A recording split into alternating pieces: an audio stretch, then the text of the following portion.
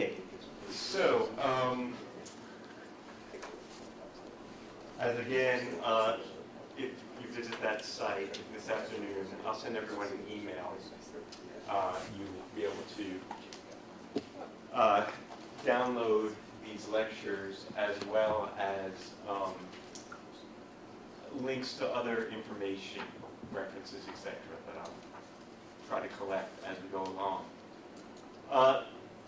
I've rearranged the lectures a bit from the initial syllabus that you might have received from Eric, and even from what I said last time.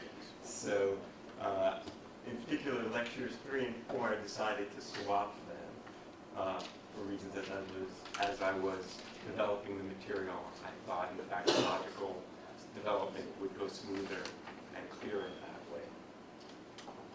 So, last time we just did a basic introduction to some of the ideas, so let me quickly review what it was that we talked about. So, the first message that we had was that information itself should be considered in a physical context.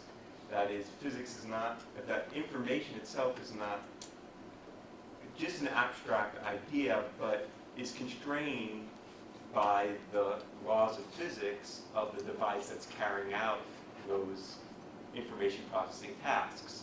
And if the laws of physics are different at the microscopic level, then the information processing capabilities might be different.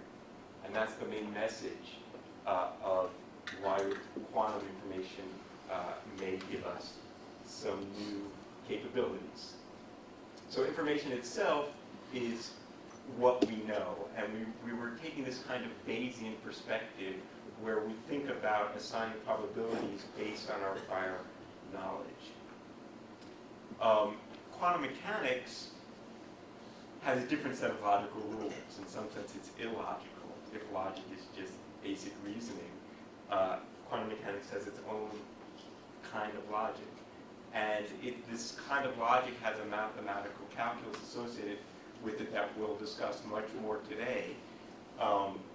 It's based on using this notion of the complex amplitude to which we assign each amplitude to a certain quantum process, and if there are a bunch of processes which all are indistinguishable in principle that could lead to the final event, then we can get this interference between these different outcomes, and that interference is really the major quantum magic. In addition, there's all kinds of other quantum features. We talked a little bit about the idea of the collapse of the wave function. We'll talk more about that today. And this further notion that what is random in quantum mechanics can't be really associated with unknown, hidden information that in principle we could find if we looked hard enough. And that's really going to be the subject of next week's lecture. Okay, any questions about any of that stuff so far? Okay, again, I really want to encourage this to really be a conversation, so at any time during this hour or so, please interrupt me with any questions you might have. Okay, so what I want to talk about today is some of the more formal structure of quantum mechanics, some of the mathematical structure that we're going to need to make some progress. And I hope to strike a balance between the need to see some of the detailed mathematics and not getting too grungy and detailed with it. So we'll kind of switch back and forth between the formal mathematics and some motivation behind that. Okay, so what are the basic ingredients that we're going to need in our mathematical formulation of quantum theory? There are the various ingredients. We talked about this notion of the state of the system. The state of the system is what we assign based on our knowledge about the preparation of the system. And in particular, there's a notion of a pure state in quantum mechanics, which is the maximum possible knowledge I can have about the system. Okay? Doesn't mean that a pure state doesn't have randomness in it, because there is, in some sense, quantum mechanics cannot be completed. There's always randomness in it. Even if I have complete information, I still, I should say, even if I have the most possible information I can have, that information in some sense is not complete. Okay. Then there's another aspect of ingredient in quantum mechanics, is the notion of the observables, the things we can measure. And what quantum mechanics is about, really, is predicting the measurement outcomes of those observables. And we can only do that with some probability, and the probabilities that we assign to those measurement outcomes are based on our state of knowledge. Okay? So, quantum mechanics is intrinsically stochastic. And the mathematical structure that we're going to discuss today that allows us to assign those probabilities is based really on linear algebra. And the setting is Hilbert space. It's kind of a heavy-handed term for most of what we need for quantum information theory, because Hilbert space is really about infinite dimensional vector spaces and bounded operators and all kinds of sort of heavy-duty mathematics. For almost everything that we talk about in quantum information theory, we're really talking about finite dimensions, in which case it's really just matrix algebra. Okay, so let me just do a quick review of some of the basic ideas here. Let's just think about a vector space. Let's just think about Euclidean real vector space. And so the basic idea is that I have vectors and I can add them. So linear vector space, I have some coefficients, scalars, which I can combine then in a linear superposition to make another vector in the space. So, in 2D, I have some vector here, which I can write in terms of, say, a basis for the space. This is just the plane of the board. Okay, so these are vectors in the x and y direction. Another important ingredient here is that we have this notion of the inner product, or the dot product. And the dot product between a vector and itself defines the notion of length in the space. So the square, if I dot the vector into itself, then that's the square of the norm or length of the vector. And of course we have the standard dot product, say, in Euclidean space. The dot product itself is a linear operation. That is to say, if W here is the linear combination of these two vectors, and I take the dot product of a vector y with W, then there's a distributed rule. It goes through this scalar addition, okay? And that allows us then, if we then say our basis vectors are orthonormal, and what that means is two things. Ortho means orthogonal. That's to say the two vectors for the two different that span the space are orthogonal. They're in different directions that are perpendicular, and they're normalized because each of them has unit norm or unit length. Then I can extract these coefficients in my superposition by just projecting the vector onto the axis, okay? And from that, it then follows that the norm squared is just the square along xy squared. That's just Pythagoras' theorem. So that's just very basic linear algebra on the plane. We're going to generalize this quickly. Okay. And the way I want to motivate this is to think about, we want to talk about a complex vector space, okay, with complex numbers. why would we do such a thing? Well, I mean, for some of you here, this might be a familiar motivation, and others maybe not. But if I think about the theory of analytic signals, then we use complex numbers all the time, right? So here, let's imagine I have some oscillating electric field along some direction x oscillating harmonically. Okay, that field has some intensity, the time average of this oscillating field over a period of oscillation, just related to the square of the amplitude of that field. Okay, factor of 1/2 is really irrelevant there. It's just my units. Now, this signal can be considered to be the real part of a complex vector, okay, with this e to the minus I omega t in physics convention, or e to the j omega t. And for some of you engineers, most of you are probably engineers. There's a reason why it should be minus I, but we'll talk about that. Anyway, okay, so I can think about my signal as the real part of this complex vector. Okay, this vector which has a real and imaginary part. And in that, if I use this this representation of the vector, the real vector, as the real part of a complex vector, then the intensity is just related to the norm squared, both in terms of the vector norm as well as the complex norm. So if I take the vector, the complex vector e twiddle, and dot it into its conjugate, e twiddle complex conjugate, then that just gives me the amplitude squared. So the intensity of the field is just related to the complex conjugate dotted into the vector. Okay, that factor of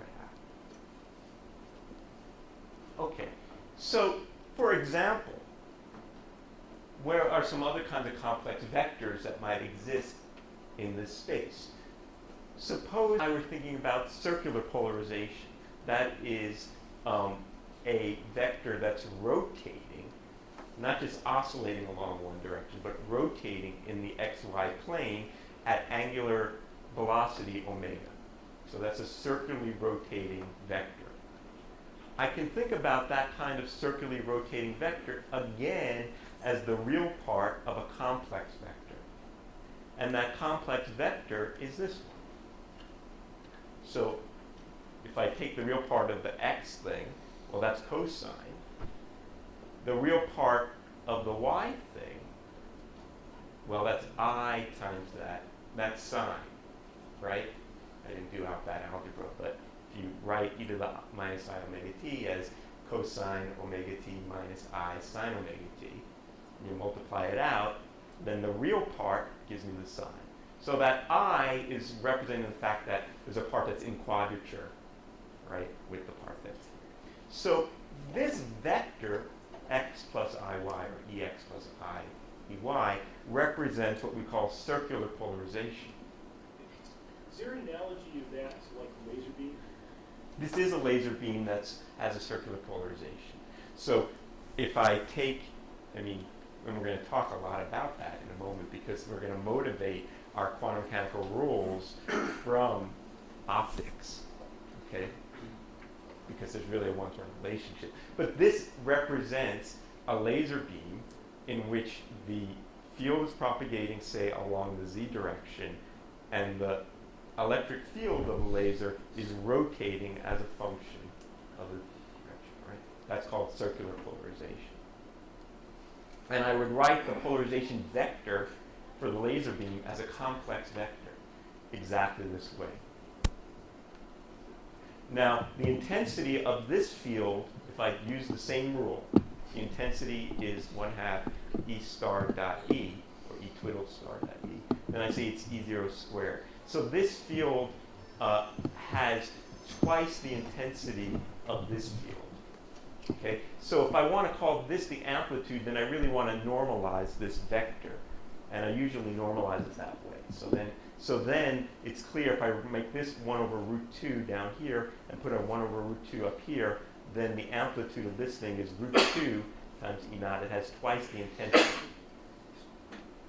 Sorry I didn't show all those steps. I should have, but I hope that's clear. This is a normalized complex vector. Normalized according to a dot product that's a little different than the dot product that we had in just Euclidean space. It has this complex conjugate on it. I need that complex conjugate to make this a length, because the inner product defines a length. Okay? So this is, these two vectors, meaning right and left circular polarizations, are orthogonal. They're orthogonal according to the new inner product with the complex conjugate in it. Okay?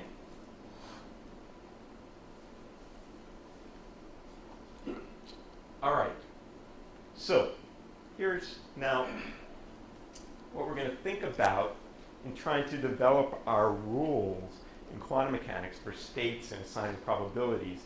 We're going to think about what's going on in optics, polarization optics. So here's my picture here. Let's imagine I have a laser beam coming in. It has some intensity I naught. Now that laser beam, propagating in this direction, has a polarization, electric vector, which is perpendicular to the direction of propagation. It's either in the vertical direction or the horizontal direction, or some combination of vertical and horizontal. And now I have what's called a polarizing beam splitter. So the beam splitter is such, it has some crystal properties, such that it only transmits the vertical part and it only reflects the horizontal part of the beam. Such things exist. Use them all the time. Okay, so now the question is, what is the intensity of the vertical portion, the transmitted light that has a vertical polarization, and what's the intensity of the horizontal component that's been reflected? Well, let's first prepare the beam by putting in a polarizer. So I'm going to put in a polarizing sheet. You've all seen those, right? In the beam that has some polarization axis relative to vertical and horizontal.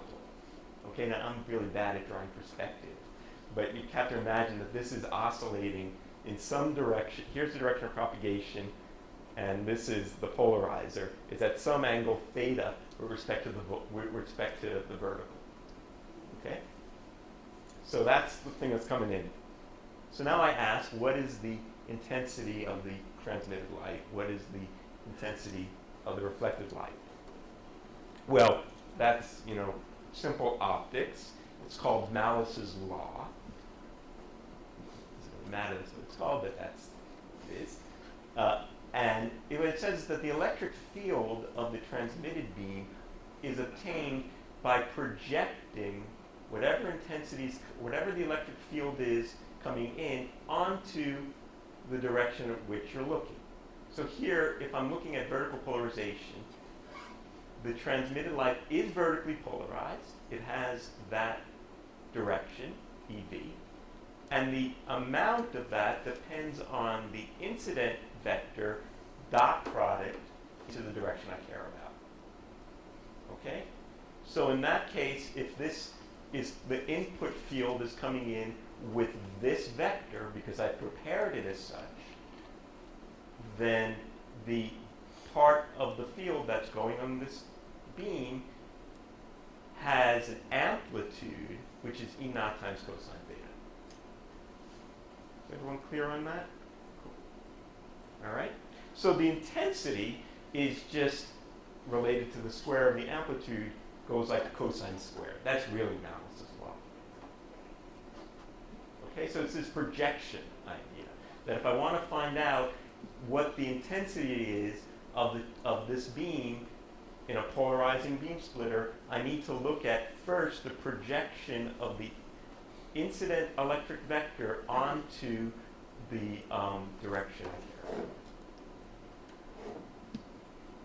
Okay, now suppose I have a different kind of polarizing beam splitter. This didn't show up so well, but there's method to the madness of the colors here. At some point, we'll get to it. So now this polarizing beam splitter is slightly different. Instead of transmitting horizontal and reflecting, or the other way, transmitting vertical and reflecting horizontal, there's two directions. So here's the direction of propagation, right? We have vertical and horizontal.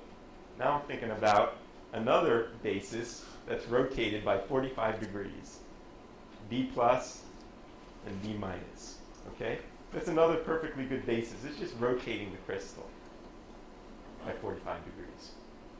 So B plus and B minus, which is this yellow and purple, represent another perfectly good basis for describing the polarization in space. Now I ask, so that's what they are. You see what they are. They're plus 45 and minus 45 degree superpositions of horizontal and vertical.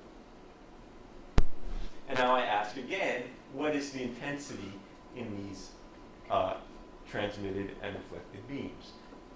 When I had prepared a polarized sample at some arbitrary angle theta. And again, the Malus rule tells me how to do it. I project onto my states, and this is what I get.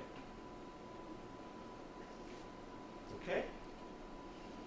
So, for example, if theta is 45 degrees, well then all of the light will be transmitted and none will be reflected because both the cosine theta and sine theta are 1 over root 2. Okay, because if I'm on 45, then I'll go exactly that direction.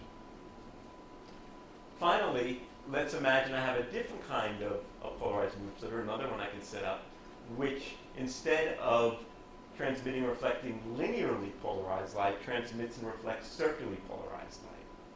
Okay, I could do that too. And we take a quarter wave plate in between, for those who know what that means. It doesn't really matter. Point is, there's some widget here that transmits right-hand circularly polarized light and reflects left-handed polarization. Now I ask the same question. What is the intensity of those beams? What do you think? Well, again, I'll use the same rule. I'm going to first prepare, I'm going to ask for the case when I prepared my sample to be linearly polarized along some direction. So I'm going to do this, but now I got to be careful. I got to do the dot product with this complex conjugate. And okay, I do the algebra, but notice here now, where this was before, remember in the previous slide, I didn't have the I over here, right? That I is crucial. Because back here, this was just 45 degrees linear in the two different orthogonal directions. This is not 45 degrees linear, this is circular right and circular left. And notice what happens when I do the same rule, I have that I. But when I have that I, cosine plus or minus I sine is e to the minus plus I theta. So that means the intensity here, no matter what theta is half the intensity. Right? No matter what angle theta is, half of it will be transmitted and half of it will be reflected, always. Whereas in the previous case, it was a strong function of theta. When theta was 45 degrees, one is 0, the other is 1, and when it's minus 45 degrees, vice versa. So those phases matter. Okay. So now, let's imagine the following. So let's go back to my first kind of polarizing beam splitter. It prepared some amount vertical, some amount horizontal. And now let's say I repeat and I put a second polarizing beam splitter right after the first one. What's going to happen? Well, that's pretty obvious, right? I prepared it to be vertical, so everything will come out vertical and nothing will come out horizontal, right? Because this was prepared that way. Pretty clear? And that, again, follows formally mathematically, being kind of pedantic about this because we're going to build on these rules. But you see exactly, once I prepared it vertical, if I measured again vertical, well, I do the same thing. So here's the electric field V prime, electric field V. I want to relate the electric field V to the electric field V prime, the electric field V. Electric field V prime, I use the Malus law of projection. And, well, projected, again, gives it the same thing. Here, the projection gives 0 because these guys are orthogonal. So, this works. Okay. Now, let's think about that repeated measurement again. But let's say, so here, if I put this is like a beam block, right? None of the light comes out here. Now, let's suppose in between here, I put one of those polarizing beam splitters. What's going to happen?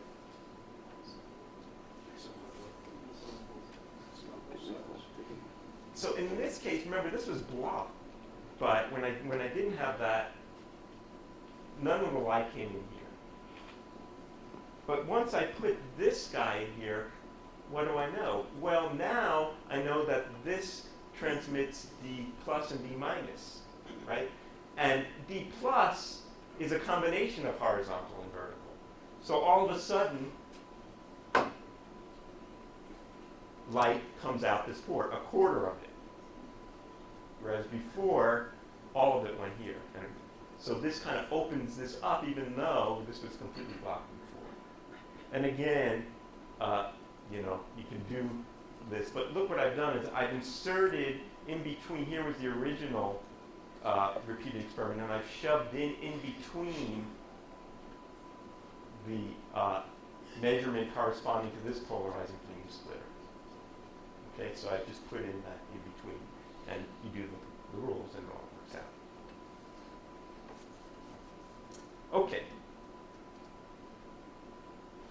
Notice that it depends on what order I put those cubes. The different operations, so to speak, don't commute with one another.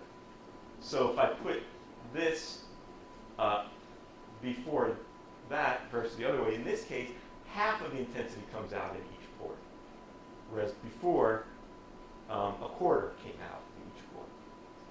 So the order of operations matters. Okay. So all of that is really meant to motivate what we're going to assign, how we're going to assign probabilities in quantum mechanics. And there is, and this is not really a derivation, but it's at least a heuristic that might make sense. And that is to say the following. Let's think about my light beam as a stream of photons, a stream of particles, each with energy h bar omega. Okay, that's the energy of the photon with some flux. Photons coming in some area at some rate. So now what I'm going to do is say the following thing. What I see as a macroscopic intensity is really a collection of a lot of photons coming at me. So the fraction of the intensity that I see in a certain port, I'm going to say is the probability that the photon took that path. Now, relating frequencies to probabilities is a kind of tricky business, but at least, if I have lots of large numbers, as it's called, eventually things will converge that way. So I'm going to associate the fraction of the intensity that goes into a different alternative with the probability of measuring a photon in that alternative. Do you really have to quantize the electric field to describe quantum computing? No, certainly not. Certainly not. I'm using this as an example of a quantum phenomenon, but I don't need to do QED to do quantum computing. There are certainly platforms that are being considered where the quantized electromagnetic field, the statistics of photons, are being used as carriers of quantum information, but it's not the only way I can do it. Okay, so the idea here is that I have some input in a classical kind of wave optics. There's some incident field and some optics in between and breaks up the beam into many alternatives. Okay, one of those collapses of the wave function. So I have some set of alternative paths that the beams can take, and I'm going to then associate the probability that I go to any one of these paths to the fraction of the intensity that goes into that path.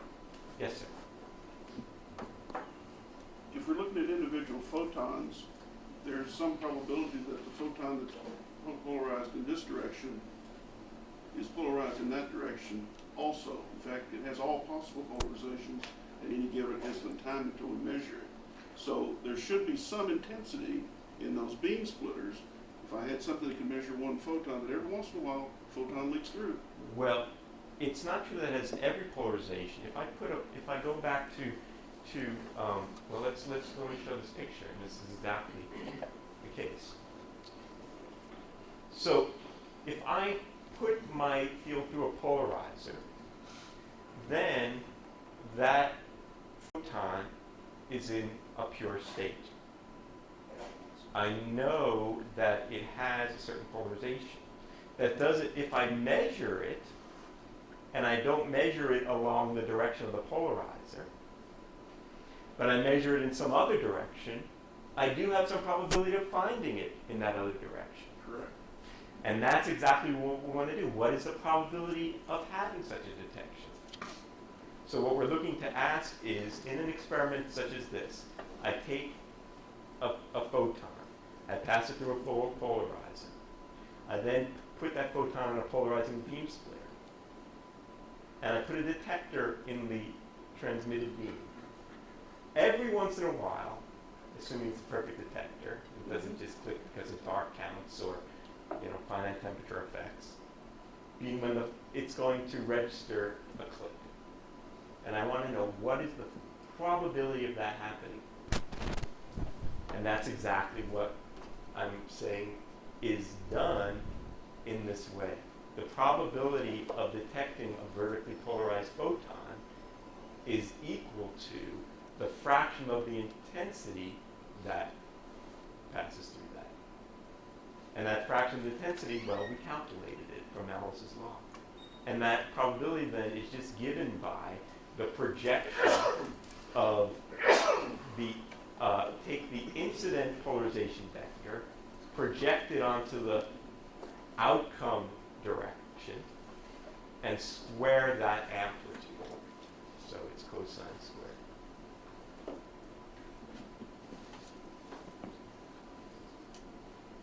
And if I generalize this to say not just vertical, but no matter, suppose this was left or right or D plus or D minus, it doesn't matter. Whatever polarization state I want to detect, I want to see, is the photon in that particular polarization vector. The way I would do it is I would take whatever I prepared a pure state because I put it through a polarizer. And now I project my incident wave onto the direction that I'm going to measure with the conjugate, right? Because we talked about that a few slides ago, and then I square the amplitude. That's known in quantum mechanics as Born's rule. It says at the input state, the state of the outcome, project them, square it. We got this from just classical optics. But it's really, we just kind of motivated it that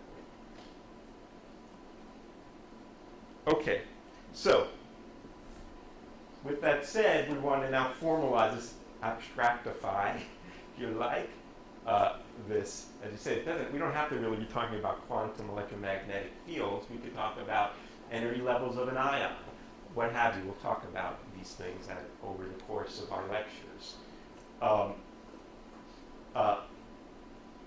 When one talks about the states of a quantum system, one talks about vectors in Hilbert space. Again, the term Hilbert space is a totally heavy-handed word term that's not really necessary. We just have this complex vector space, like the one we just described, for photon polarizations. It could be in some number of dimensions, d. We just talked about 2 dimensions, right? X and y, and any linear combination of them. It could be, 5 million dimensions, but we're going to talk about a finite number. So when one talks about that in quantum mechanics, there's a whole notation that we physicists like to use. You don't have to use this notation, but we like it, and you'll see it a lot if you read quantum literature, and that's the Dirac notation. And it goes as follows, and I'll try to explain a little bit more. So the vectors we call kets, and they have this little symbol. The things that are, in a formal sense, the dual vectors, and I'll explain what that means in a moment. It's not so important. We call the bras. Okay? So the ket and its dual are defined in such a way that we have an inner product. So when I put a bra ket together, I get a bracket. That's where the term comes from. Okay? And that bracket, or inner product, is written this way. And that's the norm squared of the vector. Just like the dot product. This is just an arbitrary kind of dot product that we have for this abstract space. This is just like what we have been discussing for the last half hour or so. Okay? That this is the vector, this is like the ket, this is like the bra. You put them together and you get the inner product.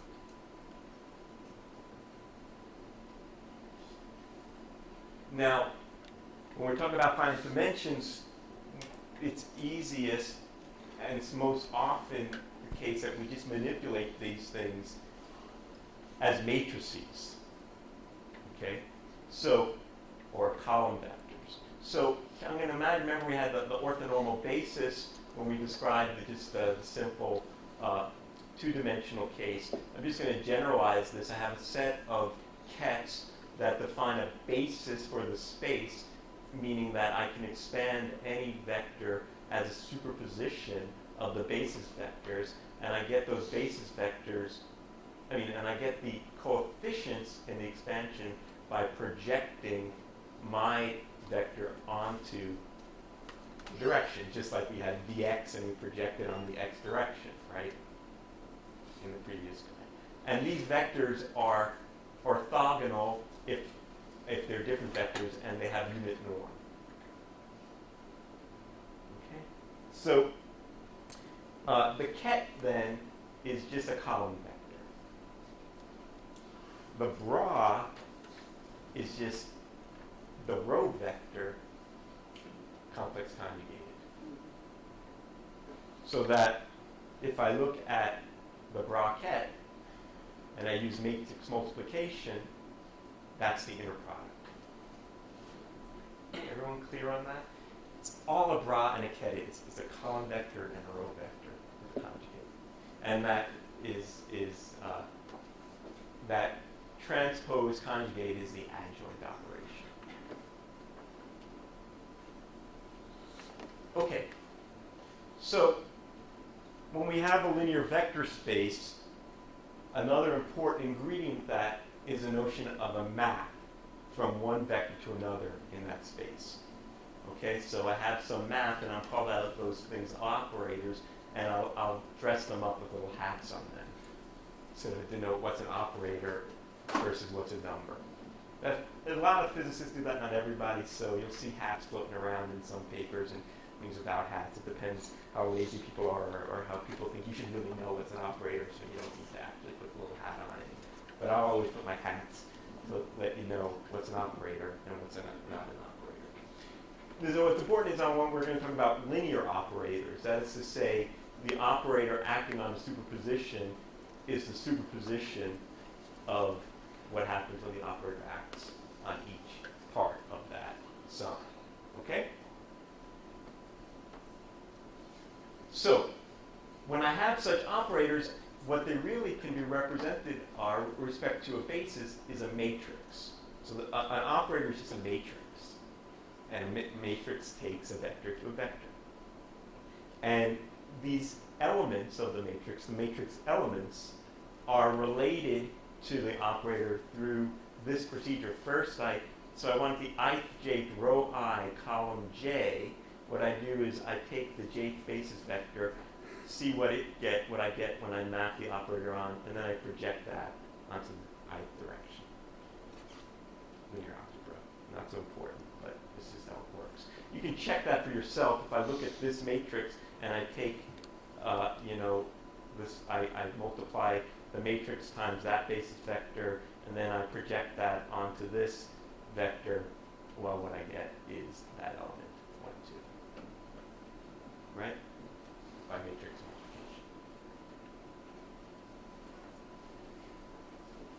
multiplication. Okay. Now, one last piece of formalism here. Some special operator relationships. One important is the notion of the characteristic vectors and characteristic values of the operators. So, for some class of operators, there are a set of vectors such that when I operate the operator on the vector, I get back the vector back scaled by some constant. You remember this is called an eigenvector or characteristic vector of the operator, and this is an eigenvalue. It's a really important concept that we use, mathematical concept that comes up all the time in quantum mechanics.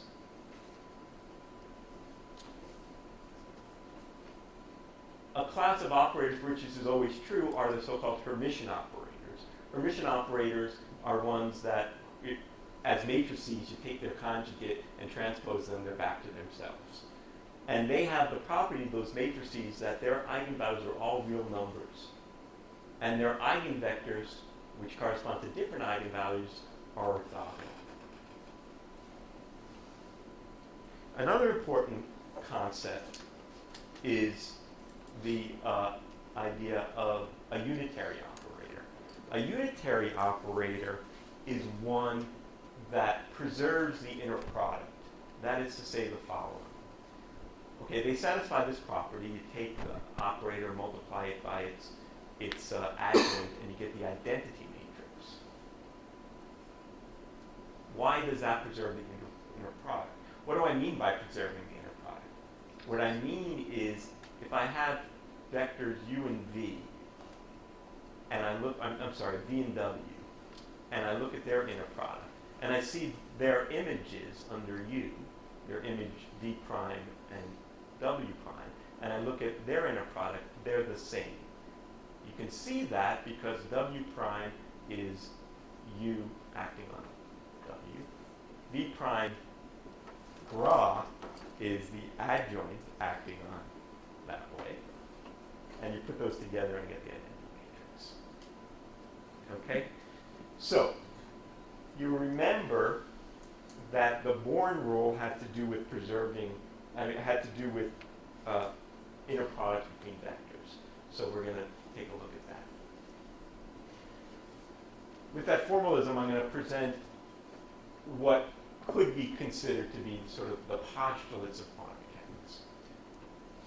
So the first postulate is that there's this notion of a state. And a state is, we get a state by assigning a vector in Hilbert space. Okay? In particular, what I'm talking about here is a pure state. A state, now I'll generalize things that are not pure states in just a little while. But these are like putting a photon through a polarizer. Once I put it through a polarizer, I can't polarize it no more. It's a purely polarized photon. And that's assigned a vector. And that vector generally is a vector in Hilbert space. And by convention, we normalize it. We choose those vectors to be unit vectors. They have unit norm. I'll explain why in a moment.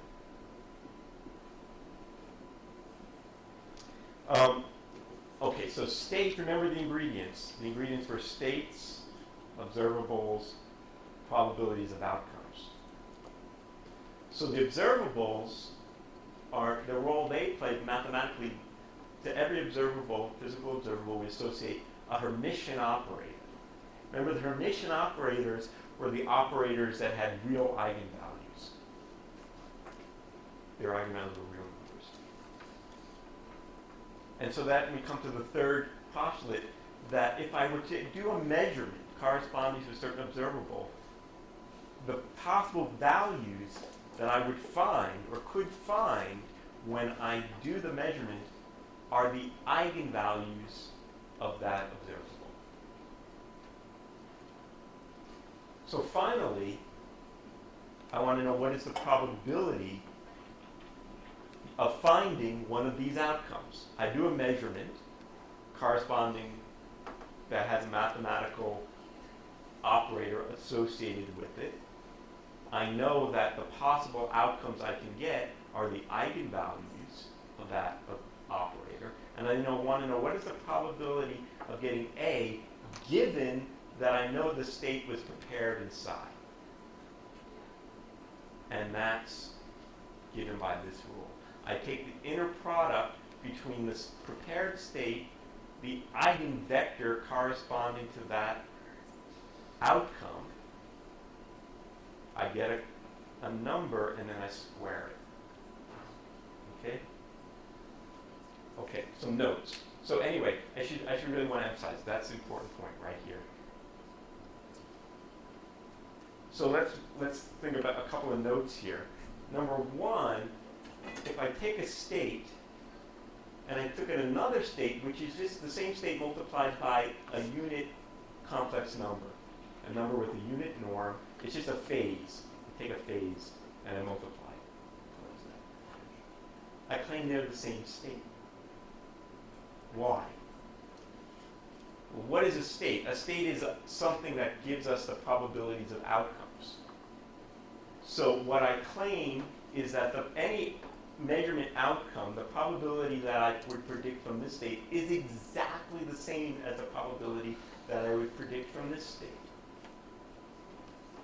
Right? Because if I look at the probability of A given that I prepared psi prime, well, that's this rule, right? The probability of A given psi is this, but these guys are equal because this has the square of the norm of that complex number is 1. So the overall phase of the wave function, or the state vector, is irrelevant. So you think, wait a minute, I thought you needed complex numbers. What was the point? Why don't I just make them all real? Well, the problem is the relative phase in a superposition matters a lot.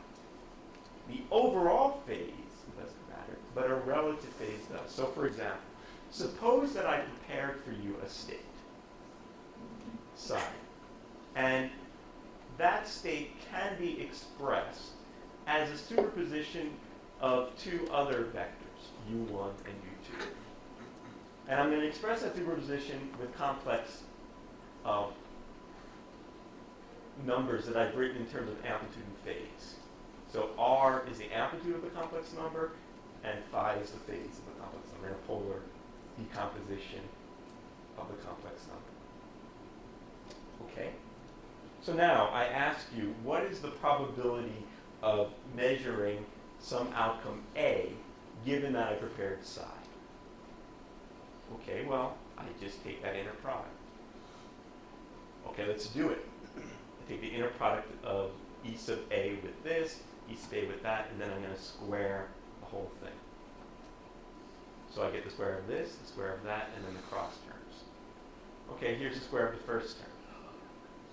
Here's the square of the second term. Here's the cross term. Notice that all that comes into this is the difference in the phases of phi 1 and phi 2. Not the actual phi 1 or phi 2. I could have factored out a phi 1. I could have multiplied this by any overall phase factor. It would not have affected this. but the relative phase sure does matter. So is this like in the case of a laser beam, the overall phase is like the phase of the optical oscillation or something, which should be enormously difficult to measure because it's 10 to 15 hertz or something like that? The answer is yes and no. It is like that, but there's a difference here, okay? So, whereas and I really should emphasize this, when we motivated this earlier on with the issue of, with the example of a complex oscillator, the complex amplitude was just a convenience, right? In the end, we took the real part of E to get the real. Electric field is a real entity. First of all, we could measure that. Although it's very difficult to measure, someone just won the Nobel Prize for getting damn close to being able to doing that. In other words, we are now having the metrology to be able to measure those kinds of precision frequencies. So it's not the fact, while it's true that the overall phase didn't matter, and I motivated, I say, well, let's just look at the intensity averaging over an amplitude, and that got rid of that phase information. That in quantum mechanics is a different business. First of all, this is not a physical object. This is like a probability. It's what we assign, and it has a mathematics that's similar, but it's not exactly the same physics there. So here, the overall phase, not only that, we don't, unlike in the oscillating optical field, where it'd be tough to measure that overall amplitude. Here, it's just physically irrelevant.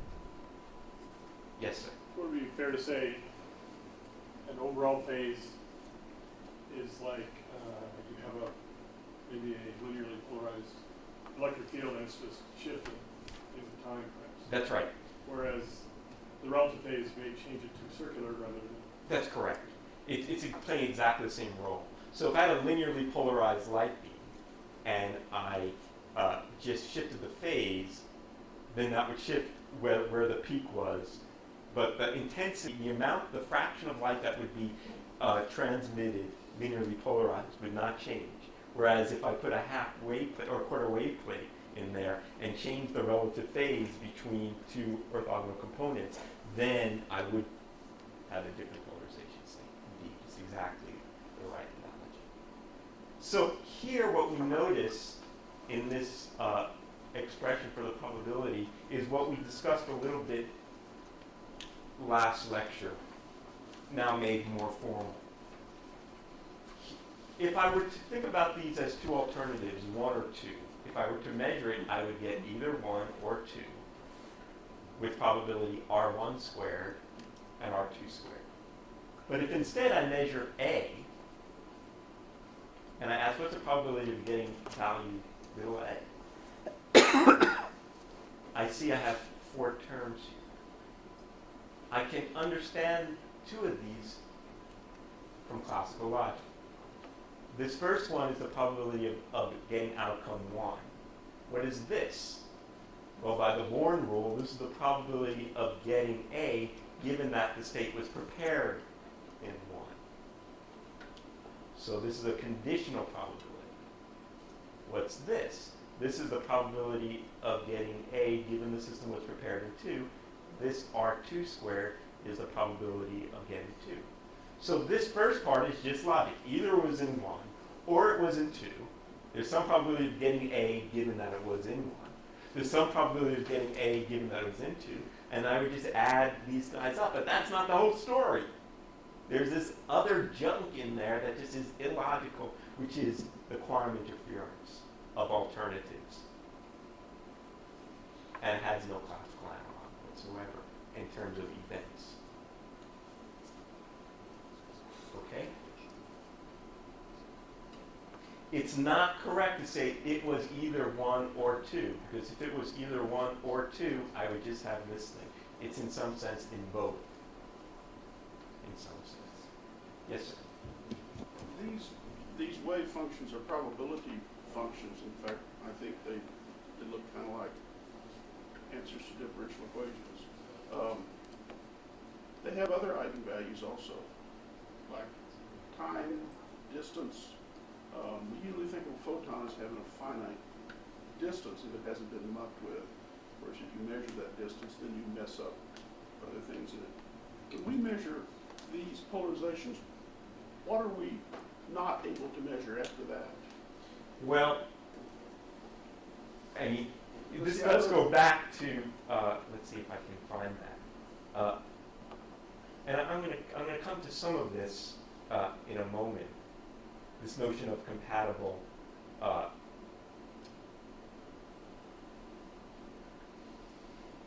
But remember this experiment, right? Here, I measured the polarization, I got vertical, and if I repeat the thing, I get vertical again. If instead, in between, I measure polarization in a different direction, then I've mucked it up. It's no longer vertical. And so I now have some probability to be in the other port where I hadn't done before. So these two are incompatible. Let's come to that in a moment. Okay.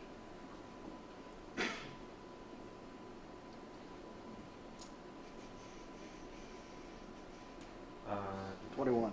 Thank you, sir. Right. Okay.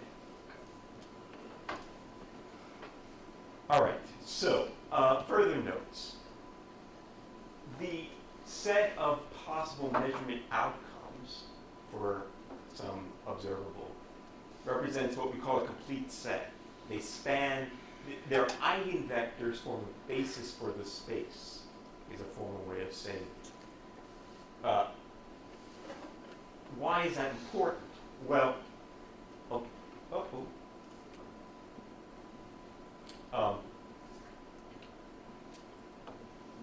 let's take our initial state preparation and let's expand it as a superposition of the eigenvectors of some observable.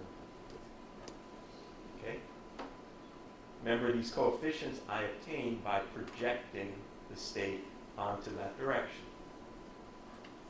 And let's then ask the question, what is the probability of getting that outcome? Well, that's just the square of this amplitude, right?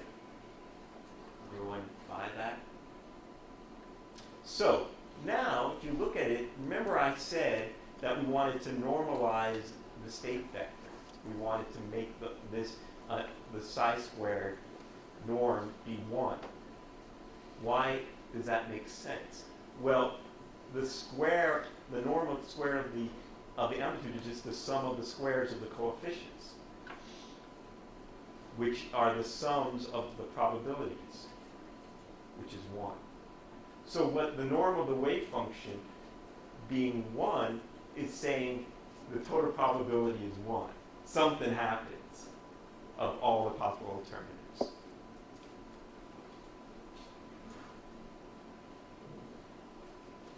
Notice that if I wanted to ask what is the average value, it's stochastic, right? So I don't know what I'm going to get, but I can ask what's the expectation value? What's the average value that I would get?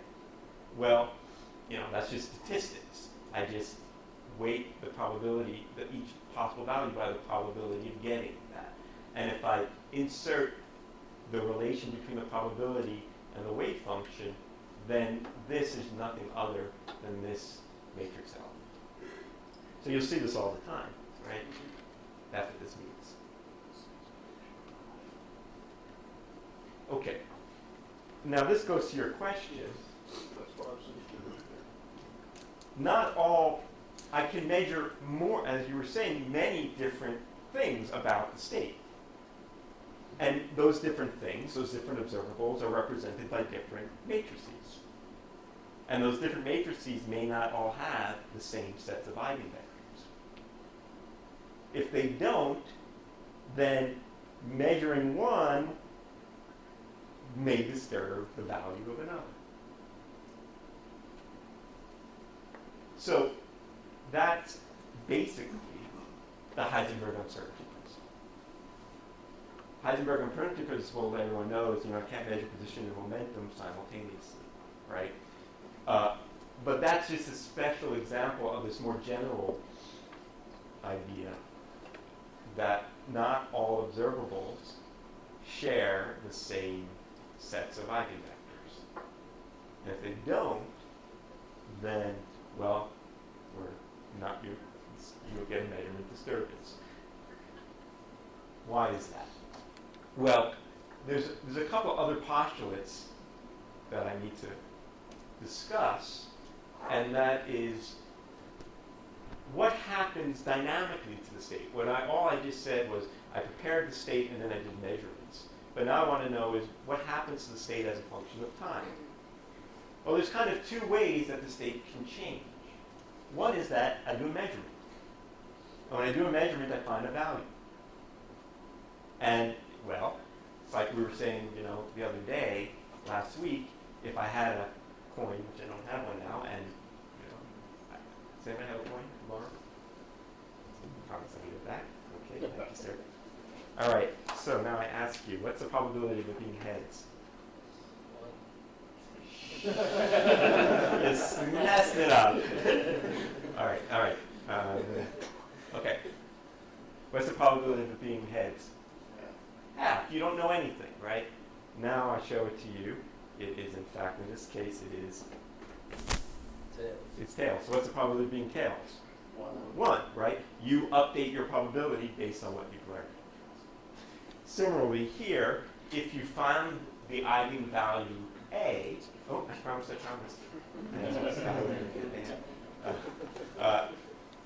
If I promised, if I got the value little a, then I should update my state based on that information. So I now replace the new state by the eigenvector corresponding to the eigenvalue that I received. That's called the von Neumann projection postulate. Nothing is physically collapsing. Not like there's this big wave in the universe that sucked up and peaked up there. It's really what we assign to the state that's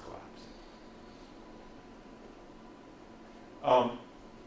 Now, suppose that I'm not measuring the system, and the system is isolated from the world, and it's just physically interacting with its constituents. How does the state change? Does it change? And the answer is yes, right?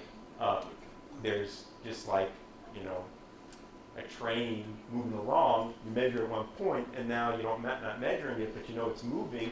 Well, kinematics, and you would say, in some time later, it's going to be somewhere else. So it evolves as a function of time based on the dynamical laws of physics that tell you how to update the state based on the laws of physics. Now, in quantum mechanics, the state vector, we want to preserve the probabilities structure, unless you do a measurement and find out new information. So in a closed system, the evolution has to be described by what we just talked about briefly a few slides back, a unitary map. Because that preserves the inner products, and the inner products are what determine probabilities. Okay, what is this unitary map? Well, there is, as you mentioned, some differential equation that would tell me what that was. And that differential equation is the Schrödinger equation. Okay, so this is what's known as the time-dependent Schrödinger equation. One way to solve the time-dependent Schrödinger equation is to look for the normal modes of that, and that's known as the time-independent Schrödinger equation. For many people, that is quantum mechanics, solving the time-independent Schrödinger equation.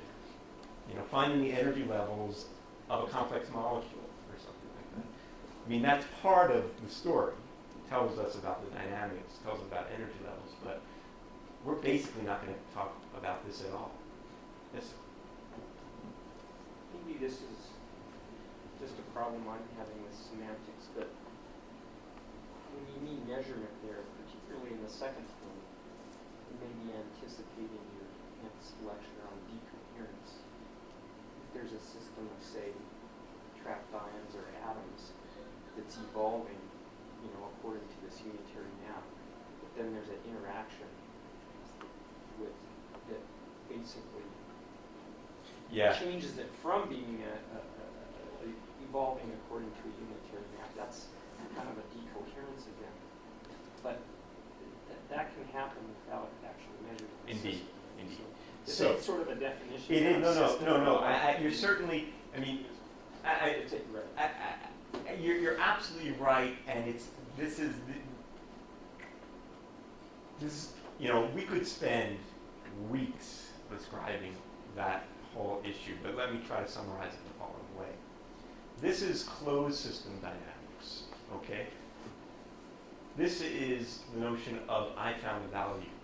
What you're describing is an intermediate thing that I haven't described here, which is open system dynamics, which is to say that there's some huge thing that's interacting, but part of the system is out of my reach, is something that either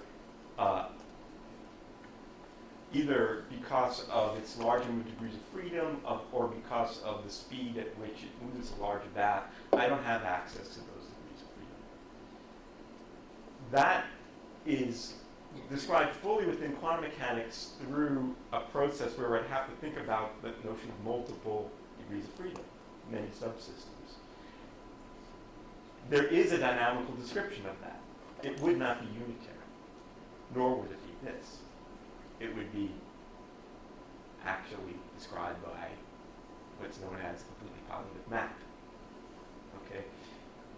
And that's a decoherence process. So the most general kind of evolution is what's known as a completely positive map that allows for the process of decoherence to happen. But that's not a measurement, because I still don't know which alternative happened. The measurement is the process of learning which alternative happened. But there is something in between that's an important point. Then can't they be described in terms of operators, those other interactions? Yes, they can. But the whole thing would be unitary if I included all the degrees of freedom. But if in the end, what we say is we trace out the bath, we ignore the degrees of freedom that we're not looking at, then the part of the system that I'm keeping track of would not be described by unitary map. It would be described by different kinds of map. A completely positive map. Okay, so let's go back and apply these ideas, these rules of the postulates back to our photon ideas. So again, it really follows one-to-one. Here, the state vectors are those polarization vectors. We're going to normalize them according to that in the product. I can think about 3 different orthonormal bases in which to expand my state vector. There's lots of them, but here's 3 choices. The horizontal vertical linear polarization, the diagonal at 45 degrees and minus 45 degrees, and right and left circular polarization. There are 3 different basis vectors for my 2-dimensional Hilbert space, also known as qubit. So here they are written out. Let's call the HV basis the standard basis, okay? So I'm going to expand these vectors all with respect to this basis. So in that language, these guys are these column vectors, right? The diagonal ones are these column vectors, and the right and left circular are these column vectors. So those are the kets. So now we come to the question that was described earlier, as the question of observables. We talked about 3 different observables, measuring in this basis, measuring in that basis, or measuring in that basis. There are 3 different observables. What are the operators that correspond to those observables? Here they are.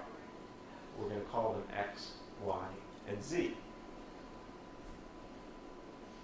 You can check for yourself that these are the eigenvectors of d plus d minus. These are the eigenvectors of right left. And these are the eigenvectors of HV. these matrices are the Pauli matrices, and they're going to play an important role in our discussion of quantum computation.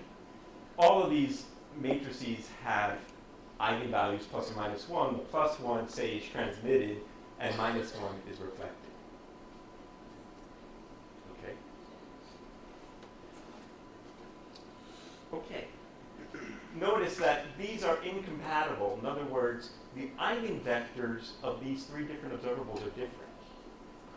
So if I find one of the eigenvalues associated with this vector, it's necessarily a superposition of the eigenvector associated with that observable. So I muck it up, as you say. And mathematically, that is encapsulated in the fact that these matrices don't commute. X times y does not equal to y times x.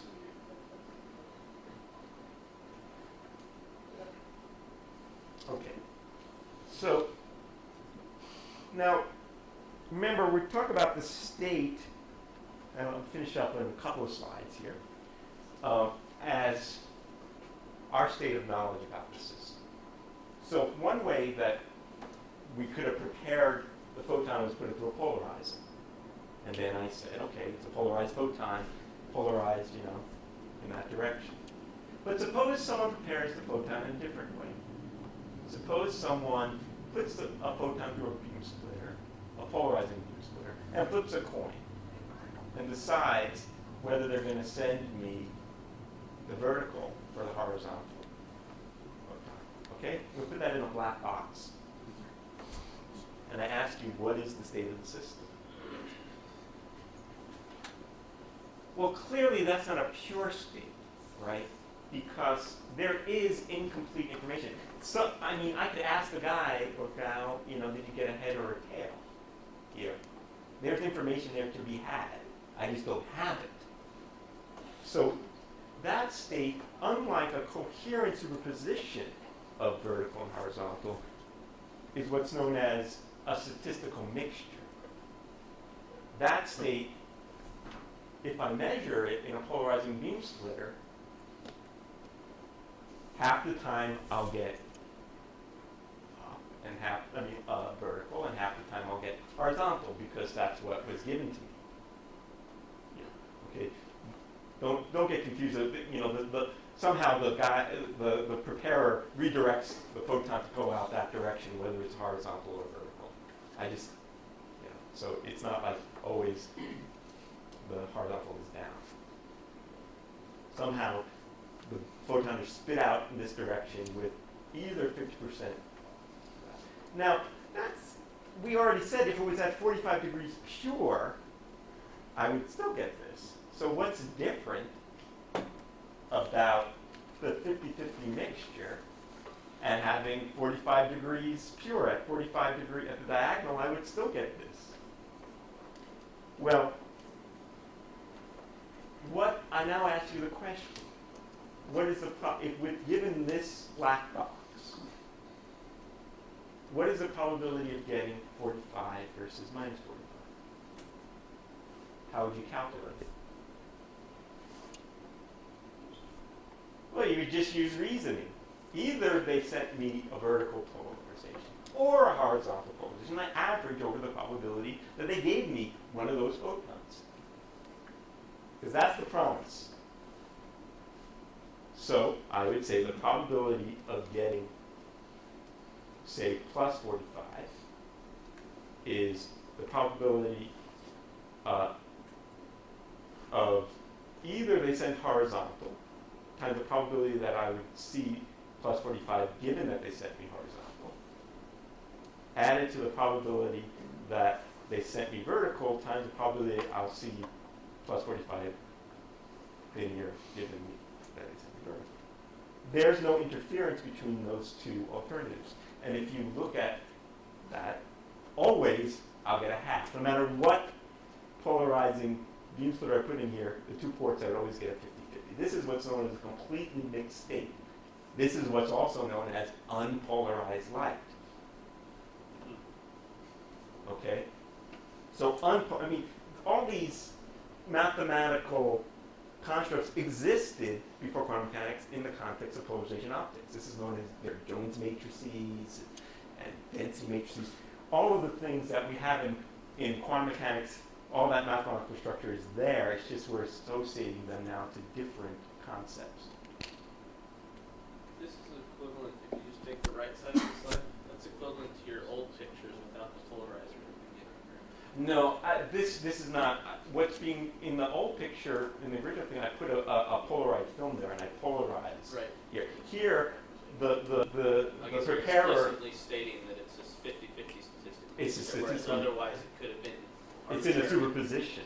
The key point is that it's not either this or that. It's both. Okay. Now you might be asking yourself, okay, Deutsch, look, you just generated quantum mechanics from wave theory. So what the heck do I need a quantum computer for? Why don't I just do this with laser beams and polarizing beam splitters? And isn't that enough? You know, do I really need to quantize the field? Can I just do it with Maxwell's equations? No is the answer. I can't just do it with the wave equation. There's a couple of points to that.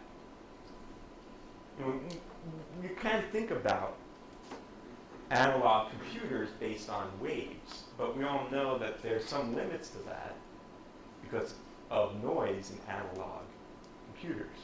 Digital computers have finite precision. Quantum phenomena, even though we had probabilities that were described in some sense by the wave theory, in the end I have events, I have photon detections. So, in some sense, the fact that quantum mechanics is both waves and particles means that in some sense it's both analog and digital.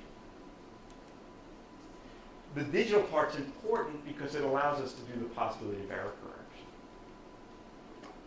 But there's even a more important reason, or another reason, which has to do with this question of physical space versus Hilbert space.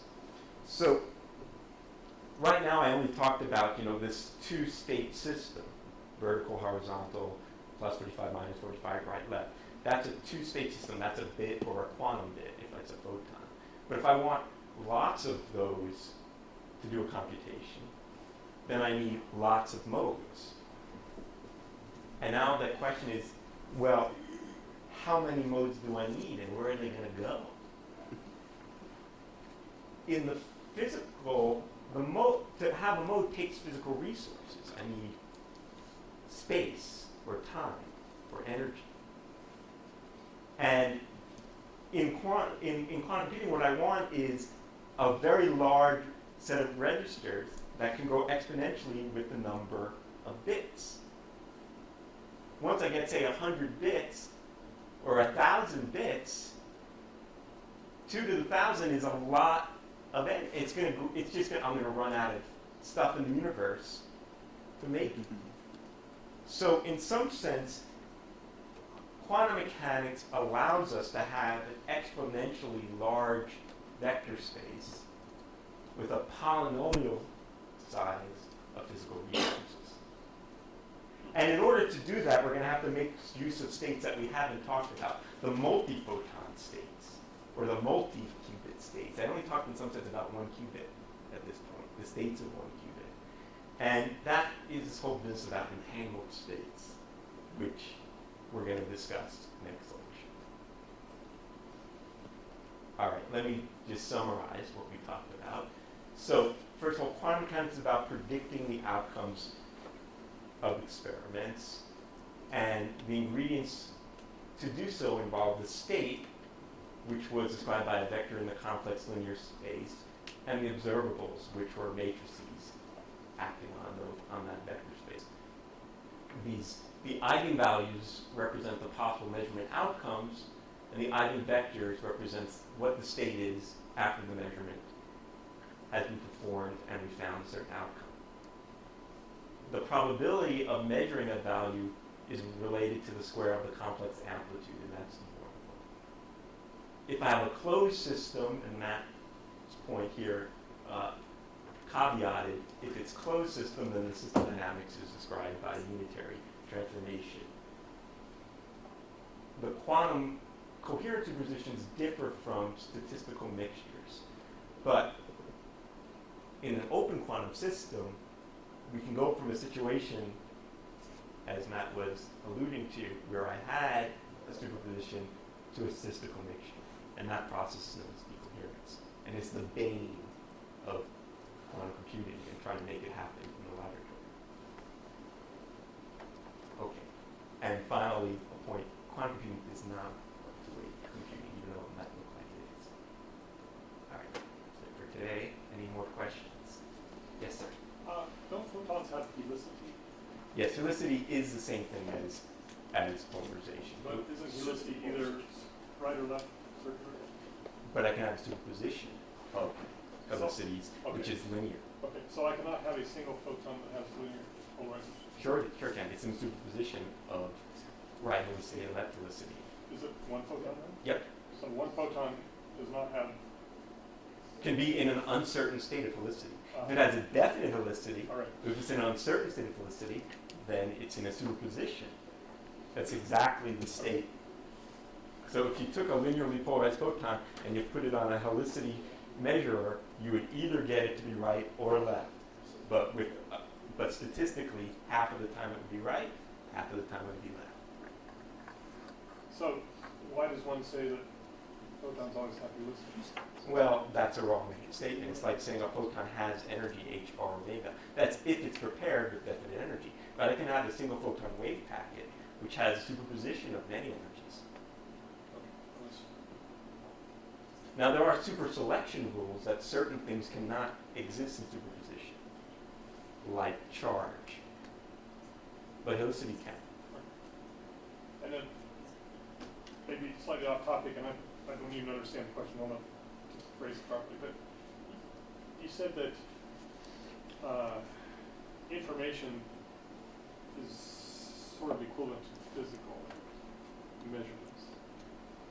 Well, what I was saying at the very beginning, and we discussed this a little bit last week, is this notion that you really shouldn't, that information processing should be thought about in the context of the physics of the device that's carrying out that computation. In mathematics, it's possible to make statements that are neither provable nor disprovable. Is there any analog in physics that would say something cannot be measured, perhaps? Yeah, that's a tough question. I mean, in a certain sense, yes. I mean, and we're going to get into these somewhat vaguely philosophical but ultimately empirical issues next week about what it means for a physical object to have a property. When I measure the helicity of a photon and I discover it to be right, was I really just like the coin and when I looked at it I found it, or in some sense did the process of measuring make it choose? And this is the slippery slope that I stutter at this point because we don't really have a language in which to describe that. What I can say, and what we will say more, is that this is not, in some sense, pure philosophy that doesn't have empirical implications, and that's what makes it, in some sense, really interesting.